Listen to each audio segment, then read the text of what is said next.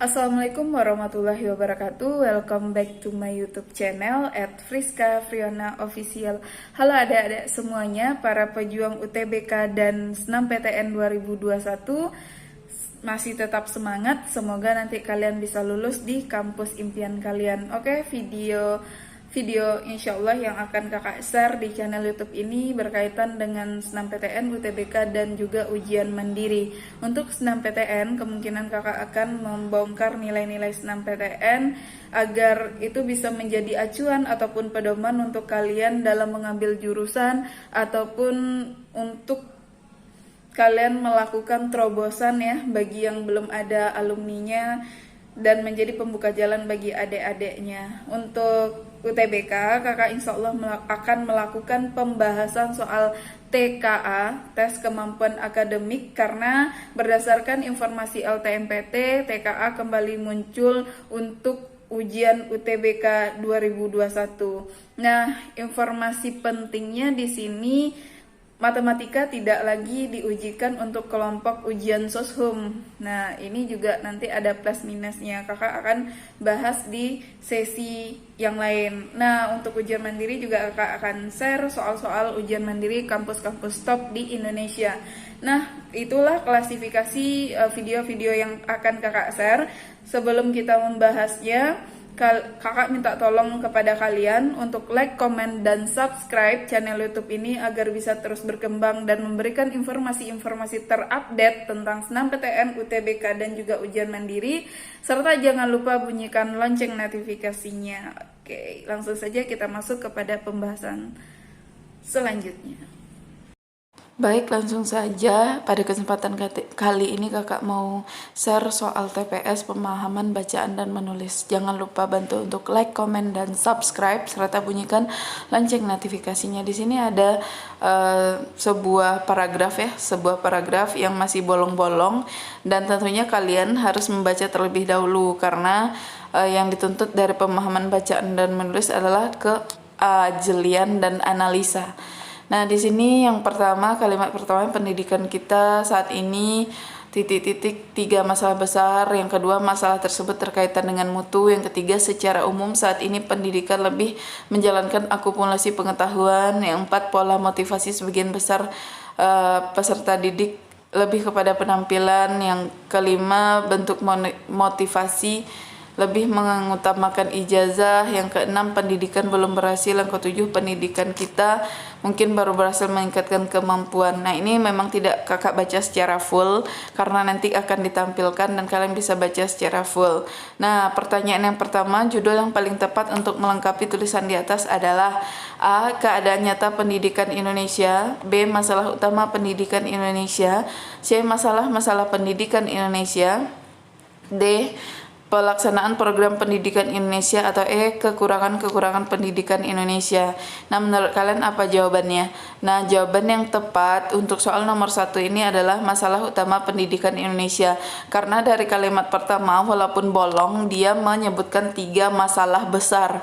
Nah, kalau udah masalah besar itu berarti itu termasuk masalah utama. Dan yang kalimat penjelas yang kedua, dia juga membahas masalah itu terkait dengan mutu, motivasi, dan pemerataan. Jadi hal yang tepat untuk melengkapi judul itu adalah masalah utama pendidikan Indonesia. Yang kedua, kata depan yang tepat melengkapi kalimat pertama adalah A dari, B bagi, C pada, D untuk, atau E kepada. Nah, jawaban yang tepat apa nih menurut kalian? Nah, jawaban yang tepat untuk soal nomor 2 ini, nah kita lihat dulu kalimatnya. Pendidikan kita saat ini setidaknya dihadapkan, nah ini jawabannya yang C ya, pada 3 masalah besar. Nggak mungkin yang A dari masalah besar, lalu yang B bagi masalah besar, yang D untuk masalah besar, yang E kepada masalah besar. Jadi yang paling tepat itu adalah yang C. Nah, soal yang ketiga, kata yang paling tepat untuk melengkapi titik-titik pada kalimat yang ketiga adalah A. Kaku, B. Luas, C. Verbal, D. Kognitif, atau E. Psikomotor. Kalimat ketiga di sini, secara umum saat ini pendidikan kita lebih menjalankan akumulasi pengetahuan yang bersifat titik-titik daripada penguasaan keterampilan dan pembentukan kepribadian. Jadi di sini jawaban yang tepat itu adalah verbal, ya. Jawaban yang tepat itu adalah verbal. Jadi pendidikan di Indonesia lebih mengutamakan pengetahuan verbal daripada keterampilan dan praktek. Nggak mungkin pengetahuan kaku, pengetahuan luas, kognitif, dan psikomotor. Jadi yang tepatnya itu verbal. Yang keempat, kata yang paling tepat untuk melengkapi titik-titik pada kalimat yang kelima adalah di sini A. Ujian, B. Pelajaran, C. Substansi, D. Kreativitas, atau E. Keterampilan. Kalimat yang keempat ini pola motivasi sebagian besar peserta didik lebih kepada penampilan daripada pencapaian. Bentuk motivasi ini lebih mengutamakan ijazah atau gelar daripada titik-titik yang benar dikuasai atau kemampuan yang dikerjakan. Nah, apa nih menurut kalian jawaban yang tepat untuk soal nomor 4? Jawaban yang tepat untuk soal nomor 4 itu adalah yang E, ya. Keterampilan. Kita lebih mengutamakan angka di ijazah daripada kemampuan yang kita miliki atau keterampilan. Nah, soal nomor 5, kata yang paling tepat untuk melengkapi titik-titik kalimat nomor 6 adalah A. Berkemauan, B. Berkeuangan, C. Berkekurangan, D. Berkemampuan, atau E. Berketerampilan. Nah, di sini kalimat nomor 6 itu pendidikan kita belum berhasil meningkatkan kualitas hasil belajar sebagian besar peserta didik yang umumnya titik-titik sedang atau kurang. Nah, apa kalimat yang bagus menurut kalian untuk melengkapi atau kata, ya? Jawaban yang tepat untuk soal nomor 6 nomor 5 itu adalah yang D, ya. Berkemampuan.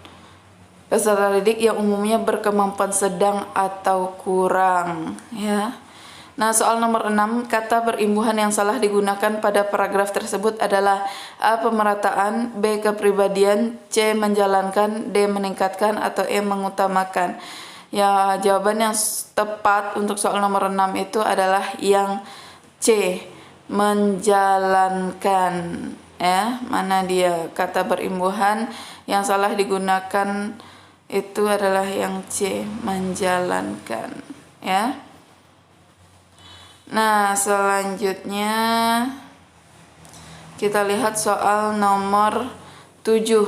Judul yang tepat untuk melengkapi paragraf di atas adalah A. Bahaya mandi air dingin, B. Dampak dari mandi air dingin, C. Reaksi organ dalam tubuh ketika mandi air dingin, D. Manfaat air dingin, atau E. Mandi air pagi hari sejuta manfaat. Nah, jawaban yang tepat untuk soal nomor 7 itu adalah yang D, ya, atau manfaat mandi air dingin, karena di sini kalimat nomor 7 mandi air dingin membantu bangun di pagi hari. Lalu ketika semprotan air dingin dikenai tubuh, ada sedikit kejutan. Guncang ini meningkatkan asupan oksigen. Nah, itu dia. Jadi udah jelas dia itu yang domba, yaitu manfaat mandi air dingin.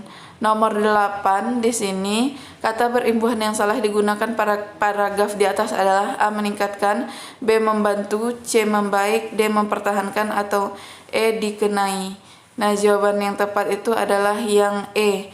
Dikenai, ya. Jadi di sini itu ketika semprotan dingin mengenai yang tepatnya, ya.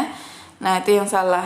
Nomor 9, makna kalimat ini pada kalimat ketiga merujuk pada A. Pagi hari, B. Semprotan air dingin, C. Kejutan, D. Asupan oksigen, atau E. Detak jantung. Nomor 9 itu jawaban yang benar adalah yang B, ya, atau semprotan air dingin. Nah, yang kan dia pada kalimat yang ketiga katanya, ya. Di sini kalimat ketiga mandi air dingin meningkatkan sirkulasi juga ketika air dingin mengenai tubuh dan anggota tubuh. Ya, jadi makna kata ini atau kalimat yang ketiga ini, ya. Oh, sorry, kakak salah melihat paragrafnya, ya. Guncangan ini. Nah, jadi guncangan itu merujuk pada semprotan air dingin. Mohon maaf, ya.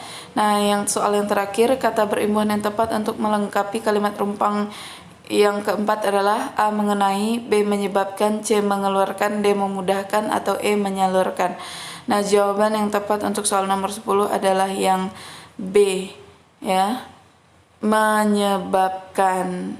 Nah, di sini kalimat yang keempatnya, di sini, maka akan menyebabkan darah bersirkulasi dengan kecepatan yang lebih cepat. Oke, sekian dulu nih share soal pemahaman membacaan dan menulisnya. Kalau ada salah-salah kata kakak, mohon maaf, kesalahan dari kakak dan ampunan datangnya dari Tuhan. Semoga ini membawa manfaat kepada kalian. Kalian tertolong, kakak juga tertolong. Semangat kalian yang berjuang untuk UTBK 2021. Semoga kalian bisa tembus di kampus impian. See you di next video. Assalamualaikum warahmatullahi wabarakatuh. Jangan lupa untuk like, comment, dan subscribe.